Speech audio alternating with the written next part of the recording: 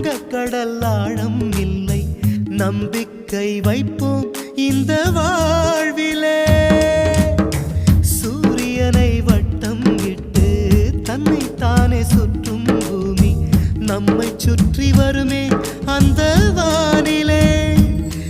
புது சந்தோஷம் எங்கே, புது சங்கீதம் எங்கே, அது நம்பிக்கை